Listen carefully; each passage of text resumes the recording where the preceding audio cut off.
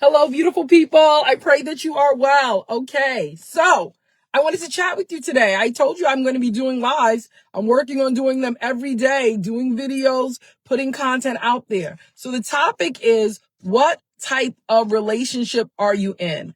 I am a fan of Dr. Ramani. And in one of her videos, she discusses the 4 types of relationships. And I want to do a deep dive on this.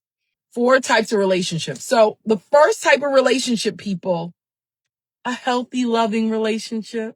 Oh, beautiful people, a healthy relationship in which you feel seen, you feel heard, you feel understood, your personhood is validated. I'm not saying that it's heaven and nothing goes wrong, because of course life stays lifing, but you feel like you are an individual who is respected. You are not being demeaned. You are not being abused. You are able to speak freely. There's freedom in the relationship. That is a healthy relationship. Then, as opposed to that, we have a toxic relationship. And that's why I wrote my book, because we got to heal from these toxic relationships. Okay. That's why I bought my book. That's why I made my book. And I bought copies.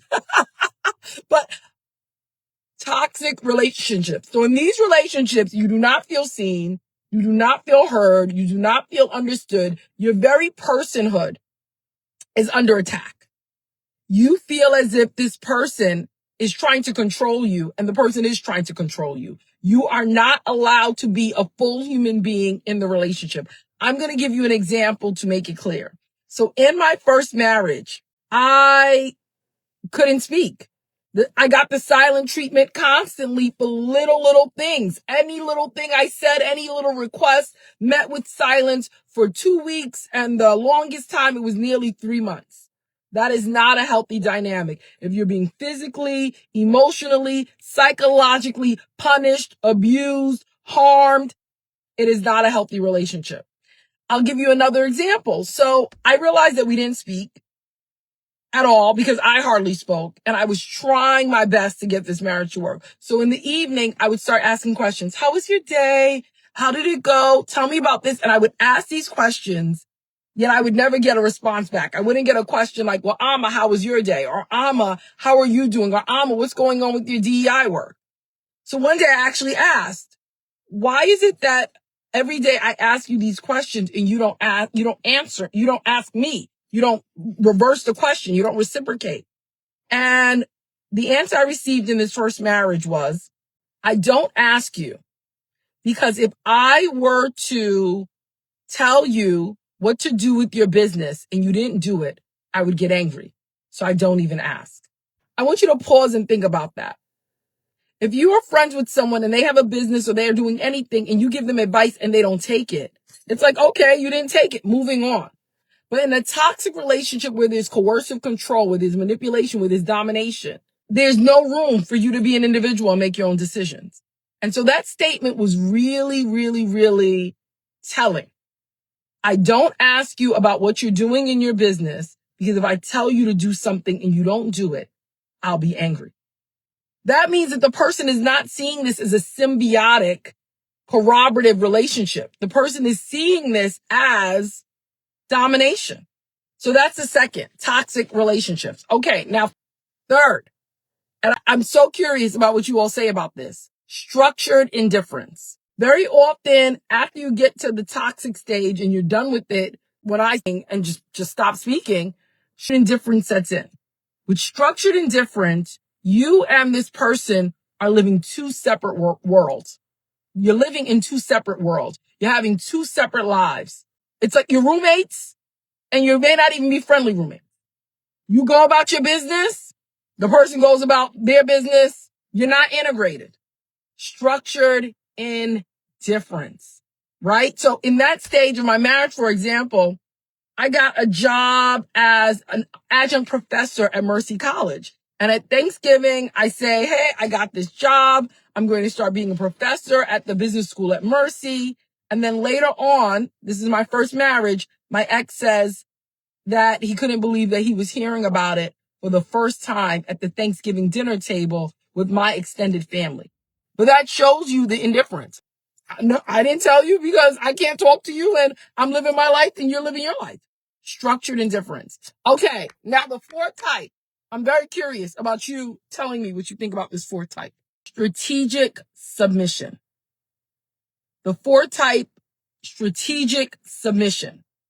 This is when one person realizes that the other person is a controlling, potentially narcissistic, potentially even sociopathic individual, and just rubs and strokes the person's ego in exchange for rewards. So with strategic submission, the person, how are you today? Oh, you're so lovely. Oh, you're so nice. Just compliments and compliments and strokes and strokes and strokes. And I actually did a wife coaching program, which I later realized was teaching me strategic submission. In the wife coaching program, I had to say, thank you to my ex-husband 3 times. Good to see you, Sister Mesh. Good to see you. I had to say thank you 3 times a day. I had to give 3 compliments or affirmations, and I was not supposed to ever ask for what I want. So let's say I wanted flowers. According to this program, never ask for flowers. Say, I would just love some flowers.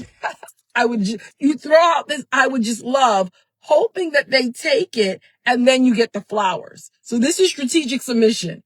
You're not actually, thank you, Sister Beth.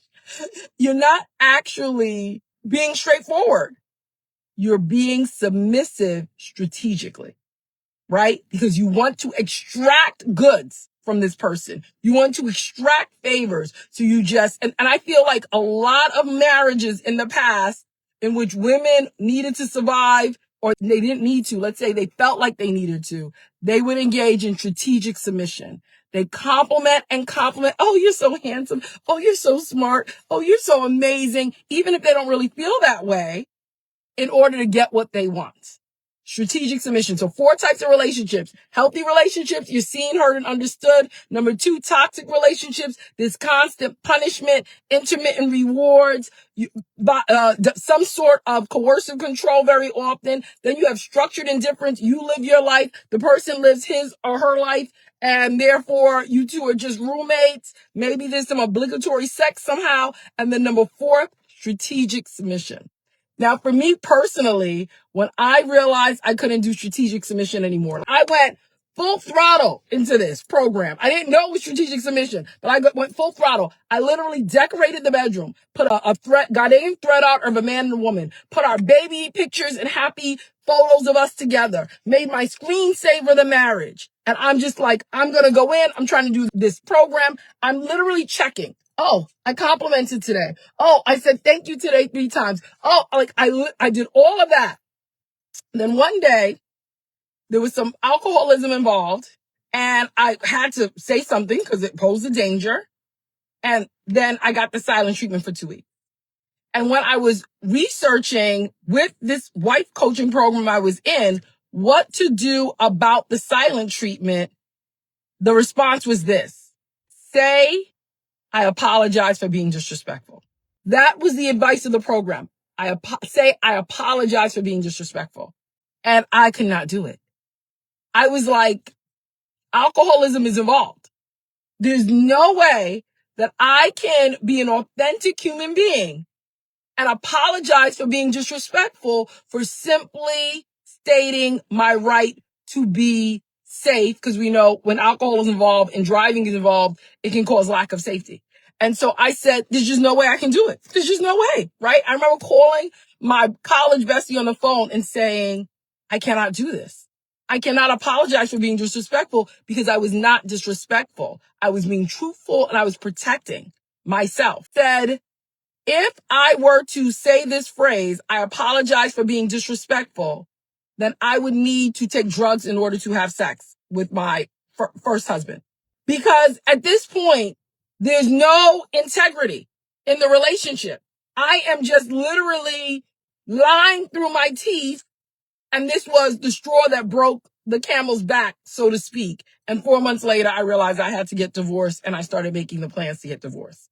So again, people, think about your relationships.